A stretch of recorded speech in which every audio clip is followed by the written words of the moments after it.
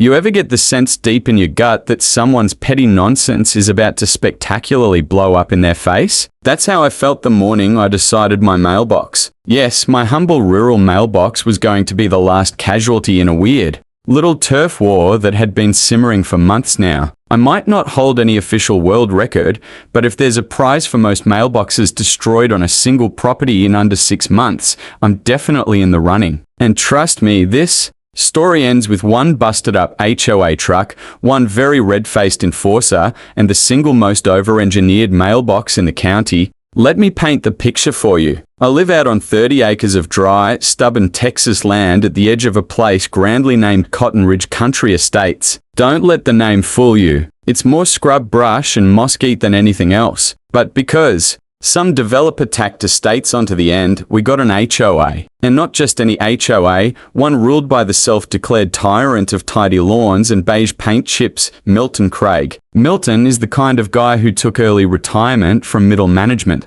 and decided to reinvent himself as the sheriff of suburbia. Picture a man with a sunburned neck and inflated sense of authority and more pockets on his cargo shorts than friends in the neighborhood. His ride, a massive faded tan F-150 with flashing amber lights and community patrol unit magnet stickers on both doors. He called it the CPU. We called it Craig's punishment unit. And that man hated my mailbox. No, not because it was ugly or falling apart. He just didn't like me. I wasn't big on meetings. Didn't show up to the pancake breakfasts. Once told him I didn't think wind chime regulations should be a thing. That was enough. It started small. I went to grab the mail one Tuesday and found the door on my box bent sideways, flag snapped clean off. I figured it had been clipped by a delivery truck or maybe the trash guys. Annoying, sure, but stuff happens. Week later, the whole thing was flattened. Tire tracks right across the ditch told the story plain.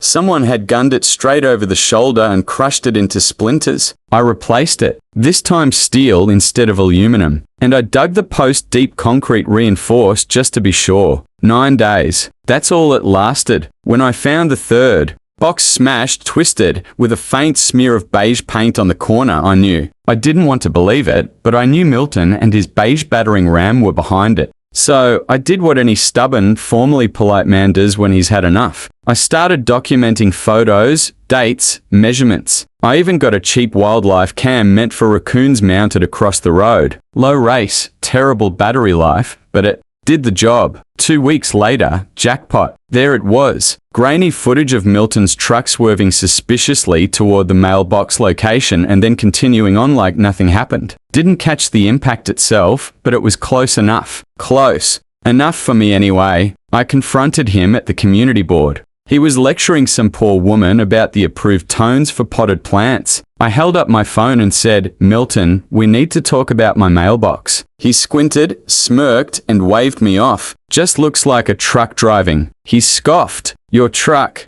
Same time my third mailbox disappeared, I replied. "Looks like you're veering toward it." He turned red, puffed his chest. "If your mailbox wasn't practically in the road, maybe it wouldn't keep getting hit." That's when he dropped the word that lit the fuse. Flimsy. Now, look, I've spent most of my life fixing heavy machinery, building barns, welding busted gate latches. I know how to make things last. And hearing that little tyrant call my handiwork flimsy like it was some child's toy, well, that was it. That evening, I pulled out my drafting pad, reviewed every line of HOA and USPS code. Turns out mailboxes must be accessible and well maintained, but nothing says they can't be fortified. There's no clause about maximum durability, just vague. Guidance about breakaway posts, a suggestion, not a requirement. So I got to work. I designed what I later christened the Sentinel. 6-inch steel well casing sunk 4 feet into a trench and buried in a literal ton of concrete.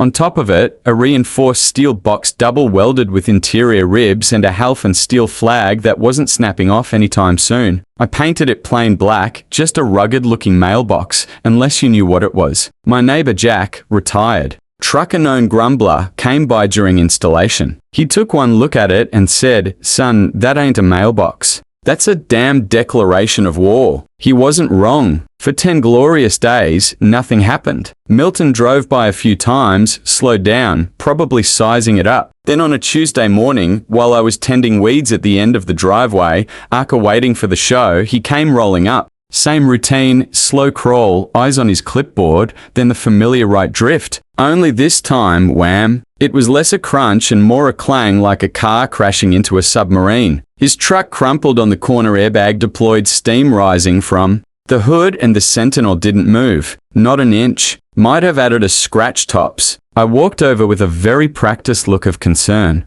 "You okay, Milton?" I asked, filming casually with my phone. "Looks like you ran into my mailbox." He looked like a man trying to solve a math equation while being punched in the face. "That thing is a weapon," he barked. "You set me up, Milton," I said, keeping my tone calm and oh so polite. "That mailbox is 100% USPS compliant. Same spot as the last three.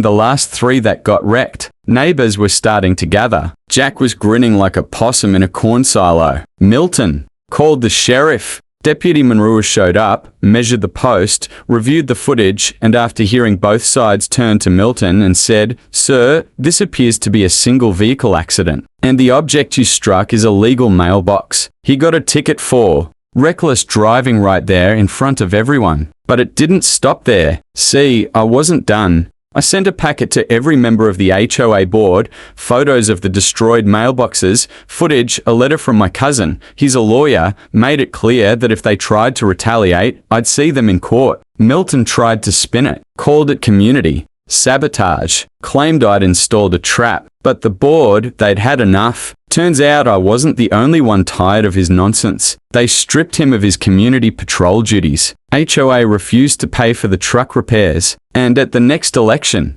Milton didn't even run. Word was he sold the F-150 quietly. No one's seen those amber lights since, and my mailbox still standing. People slow down to take photos. The mail lady gives it a little pat every time she drops something off. They say it's the most talked about mailbox on her whole route. Looking back, it wasn't about the mailbox. It was about standing up quietly, stubbornly, and with a lot of concrete to the kind of man who thinks the rules don't apply to him. And showing the whole neighborhood that some fights you win by simply not backing down. So tell me, what's the pettiest or most ridiculous power trip your ho's ever pulled? Or have you ever had to engineer your way out of a neighborhood nuisance? Drop your story in the comments. I read everyone. And if you enjoyed this tale of mailbox vengeance, give that like button a good whack and stick around.